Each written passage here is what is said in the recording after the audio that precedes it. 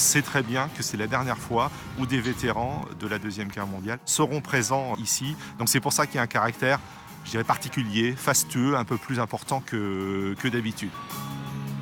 On attend 17 chefs d'État le 6 juin, plus de 150 000 visiteurs. Il y a des structures qui sont en train de se monter assez exceptionnelles.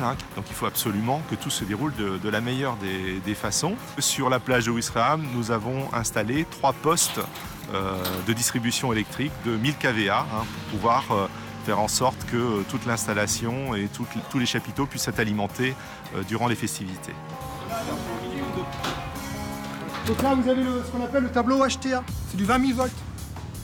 Donc on a été chercher ça sur notre réseau à nous, parce qu'ici, c'est un réseau provisoire qui a été construit spécialement pour l'événement. Ah bah là, c'est tout ce qui est la sono, il y a des loges, il y a tout ce qui est l'éclairage, la scène, il y a son et lumière, enfin tout ce qui est pour l'animation de ce jour, quoi. En tout, il doit y avoir 12 branchements provisoires, tarif jaune. On a recréé un réseau de distribution publique, en fin de compte, avec 3 postes, transfo, basse tension. Donc nous, on a ce qu'on appelle en coupure d'artère. Si on a un câble qui lâche côté source, côté amont, on a la possibilité de renvoyer par l'aval. Donc la coupure est vraiment très brève, quoi. Ici, en fait, on se trouve au quartier Lorge, et du 26 mai au 8 juin, ça sera le poste de commandement interministériel. C'est là où on va diriger la manœuvre pour l'ensemble des cérémonies liées au 70e anniversaire. RDF, dans le dispositif de commandement, va nous rejoindre dès le 5 juin après-midi. Va intégrer une cellule qu'on va appeler une cellule d'énergie télécommunication.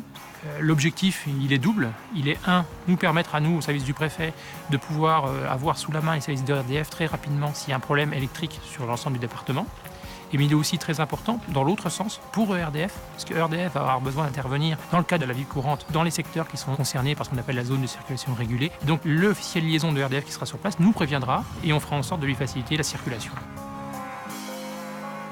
Que ce soit avec la ville de Ouistreham ou avec les autorités préfectorales, on fait totalement partie du service public. On les accompagne, on est là à proximité. Ce sont des valeurs qui nous sont chères, donc ils s'appuient sur nous pour tout ce qui concerne l'électricité. Il y a un grand climat de confiance dans toutes les relations qu'on peut avoir.